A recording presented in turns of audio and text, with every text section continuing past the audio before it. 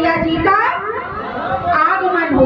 तो सुनिए बहुत ध्यान से, बहुत छोटी सी और सूत्र वाक्य के रूप में दो तीन मुख्य बातें। युद्ध नहीं जिनके जीवन में वे तो बड़े अभागे होंगे।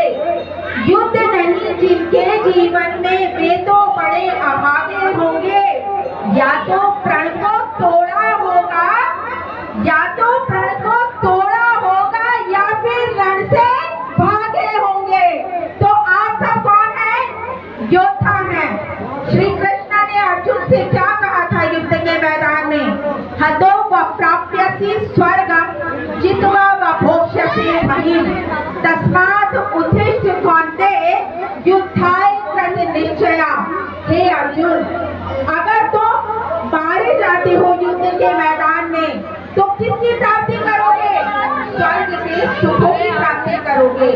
और यदि जीवित रहते हो तो धरती के बेशुमार सुखों की सारी चीजें तुम्हारे चरणों में होंगी। इसलिए युद्ध का निश्चय करो और युद्ध करो। आजकल का जीवन भी क्या है? युद्ध क्षेत्र ही है।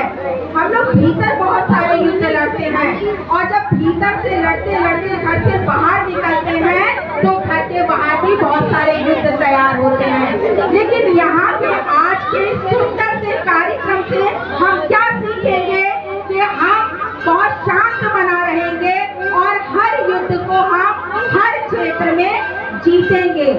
राधा रानी का प्रांगण है और महादेव जी बैठे हैं। महादेव जी कहते हैं क्या सिर्फ भस्म रमाते हैं?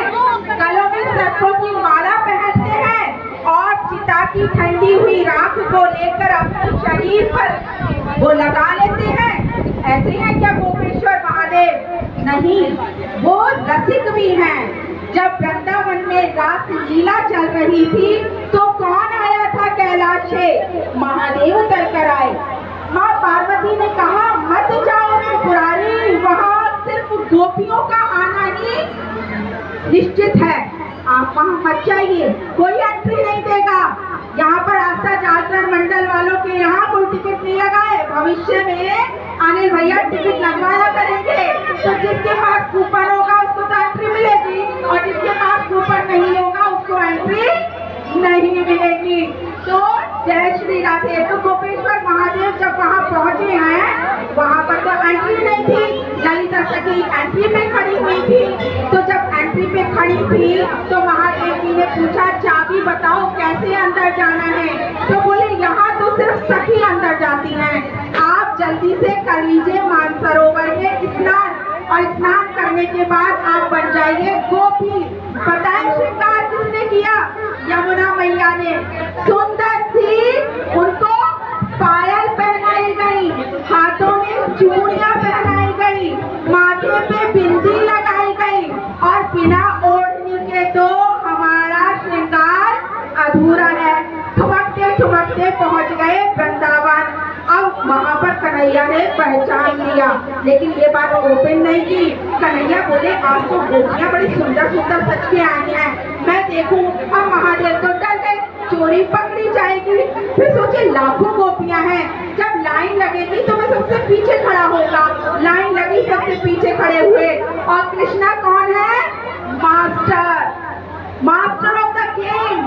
जब यहाँ प्रथम पंक्ति पर पहचानने की बारी आई तो कृष्णा ने कहा मैं सबसे लास्ट से शुरू करूंगा। अब महादेव तो आगे आगे और कृष्ण कन्हैया पीछे पीछे। बोलो गोपेश्वर महादेव की। गोपेश्वर महादेव। महादेव जी ने लिखा राधा कृपा कटाक्ष। समय कम है, सिर्फ मुख्य बात उसकी मैं बताऊंगी, जो हृदय कहा जाता है राधा कृपा कटाक्ष का। क्योंकि कन्हैया को पाना है तो आपको क्या करना पड़ेगा? श्री राधे श्री राधे श्री राधे। तो राधा कृपा कटाक्ष का हृदय क्या है? महेश्वरी, धीरेश्वरी, स्वधेश्वरी, सुरेश्वरी, त्रिवेद भारतीश्वरी, प्रमाण शाश्वतेश्वरी, रमेश्वरी, क्षमेश्वरी, प्रमोद कान्यमेश्वरी, ब्रजेश्वरी, प्रजाधिपे, क्षीराधिपे, नमस्तुते। अहो भाग्य है आपका, बहुत सौभाग्य। अन्यथा आज के दिन भी बहुतों को अवसर नहीं मिला होगा मंदिर आने का। लेकिन याद रखिए सूत्र वाक्य, कलयुग केवल नाम आधारा, सुमिर सुमिर उतर ही पारा। तो जो भी आपका इष्ट है वो नाम आप भजते रहिए, उसकी रट लगाते रहिए, और जिसको रटते हैं, जिसको भजते हैं, वो कहीं ना कहीं, कभी ना कभी हमारा हाथ पकड़ लेता ही है। एक और बहुत महत्वपूर्ण बात मैं आपको बताती हूँ। नारद जी ने एक बार पूछा था ब्रह्मा जी से, कलिकाल में मनुष्यों को समस्त पापों से मुक्ति का एक छोटा सा उपाय आप बता दीजिए। उस समय कौन सा मंत्र, महामंत्र बताया गया था, वो मैं आपको बताए देती हूँ। वो कौन सा मंत्र है जो कलिकाल के समस्त पापों से उद्धार का रास्ता आपको देता है? बोलिए तो जरा। हरे राम राम राम हरे हरे, हरे कृष्ण कृष्ण कृष्ण हरे हरे। कुछ पंक्तियां मुझे बड़ी पसंद हैं, मैं हमेशा दोहराती हूँ, आज भी दोहराऊंगी। नियति का पता नहीं कब कहाँ विराम हो, कब कहाँ दिया जले और कब कहाँ शाम हो। ये सांसों की डोर जो है ना, ये बहुत महीन है, बहुत बारीक है, बहुत जंजाल है। हम लगे हैं, फंसे हैं माया के मोह बंधनों में। फिर भी जिसके अंश हैं उस भगवान को याद करते रहिए और चरे बेटी चलते रहिए, आगे बढ़ते रहिए और जोरदार उद्घोष करिए, किसका? हाथी घोड़ा पाल किया। और मैं एक चीज और बुलवाती हूँ, वंदे। जोर से बोलिए, 15 अगस्त अभी था, जरा सी अगर हथकड़ियां और बेड़ियां हुई ना तो सारी हैप्पी बर्थडे धरी रह जाने वाली है। वंदे भारत माता की। संगठित रहिए, जुड़े रहिए, बहुत कठिन समय है, हमें उसका आभास नहीं है। मंदिर सिर्फ जन्माष्टमी को मत आइए, मंगल और शनिवार का इंतजार मत कीजिए। आते रहिए, जुड़ते रहिए, संगठित होते रहिए और भारत को अखंड भारत बनाकर हम लोग उन्नति के पथ पर आगे बढ़ते रहे। एक बार पुनः बोलेंगे, हाथी घोड़ा पाल किया,